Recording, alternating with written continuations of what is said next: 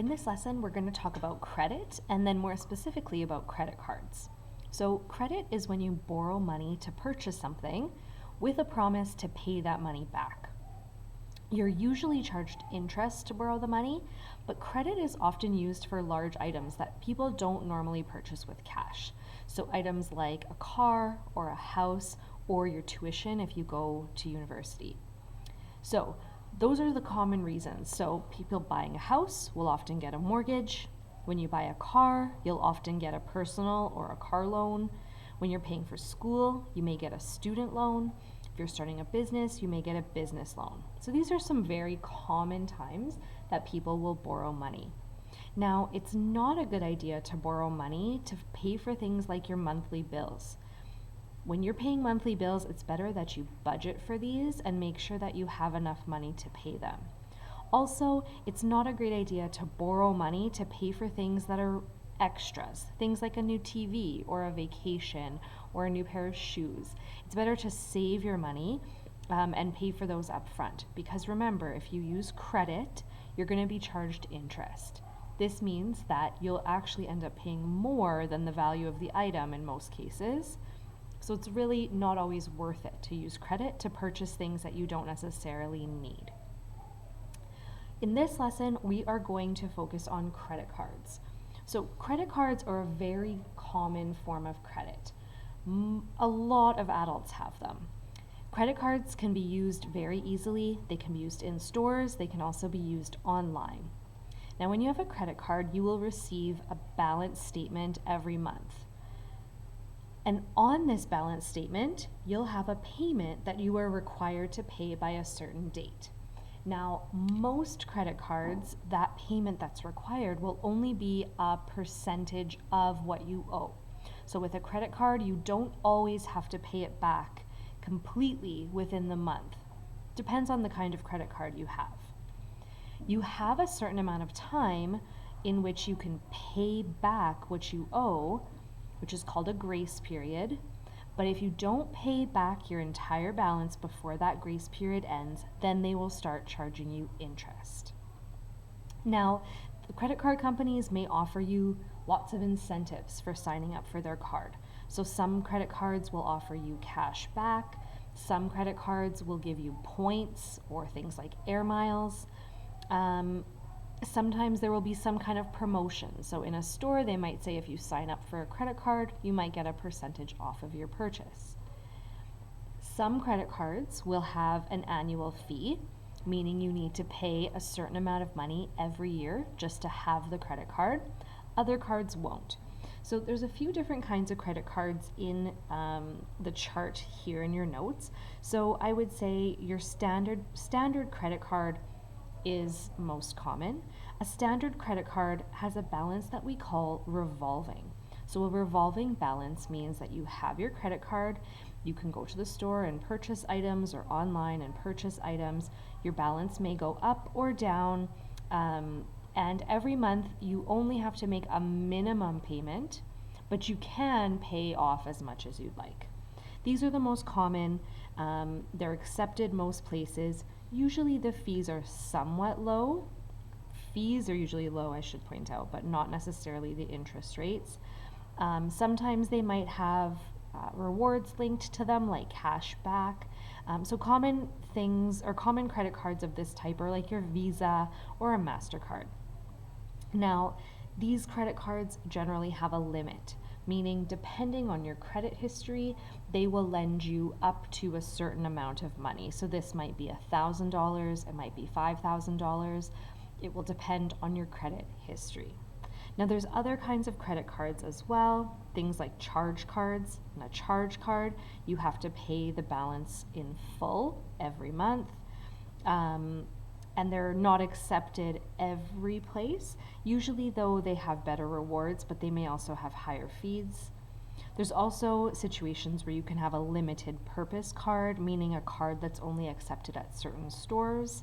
And you can also sometimes get a secured credit card. A secured credit card is a card where you have to provide some sort of collateral. It's secured to make sure that you will pay it back in time. For our purposes, we're going to focus on standard credit cards for all the examples we're going to look at. So, as I mentioned before, when you receive a credit card statement each month, it will tell you a minimum payment that's owing. You have to pay that minimum amount. If you only pay that amount, you're going to be charged interest on the balance that's remaining. It's important to note that if you only pay off the minimum balance each month, it can cause your interest charges to accumulate really quickly. So for example, a credit card that has a balance of $2,000 with an annual interest rate of 19%, this is a very common interest rate, you'll notice that's quite high, with minimum payments of 5%, so that's about $100 per month you would be paying back, would take 78 months or 6.5 years to pay off, and it would end up costing $2,844.86. So it ends up costing you a lot of money in interest. You'll see that's about $850 in interest. So only paying off the minimum balance is going to cause you to pay a lot of interest, and it's going to take a lot of time to pay off your balance. So let's take a look at this credit card statement, or the top of this credit card statement. You'll see on this credit card statement, it has a date that the statement was issued. It also has the balance owing and the minimum payment that's due. You'll see down here the annual percent rate, or the APR, is 29.99%. It's compounded daily, and it's charged on any unpaid balance.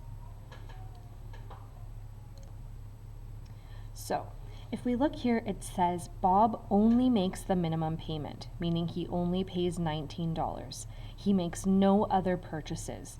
How much will Bob owe for the next statement in 31 days? The second question says what balance will carry forward to the next month if he only pays the minimum payment? So these questions are very similar. So if we start by calculating how much he owed minus the minimum payment. So $944.95, and we're going to subtract $19. That means the unpaid balance would be $925.95. These questions are sort of out of order. So this is the unpaid balance. What we want to determine is how much interest he would then be charged. So what we can use is our compound interest formula to determine how much interest he's going to be charged on this amount. So remember the compound interest formula is that the amount will be equal to the principal. So this is the principal that he owes, times 1 plus the rate. His rate here is 29.99%. So we're going to change that into a decimal by dividing by 100. So 0.2999 over the time. Over the compounding periods. Now, these are compounded daily. So that means it's compounded 365 times in a year. And then to the power of, now this can be a little bit tricky, but remember it's n times t. So n is the number of compounding periods, so 365. Now the time needs to be in years. Remember that to change the number of days into years, we divide by 365. So it says the statement will be in another 31 days. So we're going to multiply by 31 over 365. So when you're putting this in your calculator, just be very careful to include your brackets. So 925.95 bracket 1 plus 0.2999 divided by 365, close bracket, to the power of, open bracket, 365 times 31 over 365, close bracket, and you'll get your total. So the total would be 949.83. So that's what his balance will be on his next statement. So he will owe 949.83. What I want to point out is that with the minimum payment of $19, you'll see here that he actually ends up still owing more than what he started with. So this is the tricky part with only making the minimum payment. Now, we're going to look at more of a credit card statement. So when you're using a credit card, a standard credit card, you have a little bit of flexibility with how much you repay each month. So obviously the best option is to pay off the balance completely. Then you definitely won't be charged any interest. But if you can't pay off the whole balance, you have to pay at least the minimum payment, but you could always pay more. So let's say you owe $500. Your minimum payment might only be $50 or $25, but you could pay back $300 of the $500. Every little bit will help. Any charges that you do not pay will carry over, and then you'll have to pay the finance charge or the interest on them. Now, credit cards will charge different APRs or annual percentage rates. On a monthly statement, the rate will be divided by 12 to determine the monthly periodic rate. This makes it a little bit easier to do the calculations rather than using your compound interest formula. All credit cards have a limit, which is a maximum that they can be charged, and each month your statement will tell you the available credit. All that you have to do is subtract what you owe from what your limit is. So if your limit is $1,000 and you've spent $200, you would still have $800 available to you. So we're going to use one family, the Van Deusen's credit card, and you're going to work through a few months worth of their statements to figure out these calculations. So the first thing you're going to do is carry forward the balance from the last statement. Then we'll add up any new purchases and determine any payments that were made. We'll then calculate the finance charge or the charge for the interest. We'll determine the new balance and figure out the percentage for the minimum payment, or how much of it is owing for a minimum payment, and then we'll calculate the credit that's still available. So let's work through this first one. So here's a statement for you. At the top here, you'll see there's an account number, a date, the address of the customer, the address of the bank, and you'll see here we've got transactions. So we've got a few transactions here. Some are purchases. You'll see there's a payment there, and they're organized in columns. So this column is showing new purchases or any fees or any charges, and this column shows payments. So down here you'll see the previous balance. So from the last month, they owed $324.80. They've now had an entire month where they've made some purchases and made some payments, and we want to calculate how much they now owe. So in order to do this, we can see here that their new purchases are a total of $42.55 plus $8.92 plus $89.96 plus $33.89 plus $25.67. When we add all those up, you can see their new purchases, $200.99. So I just added up all of these purchases. I'm just going to jump over here. Their payments and credits were $50.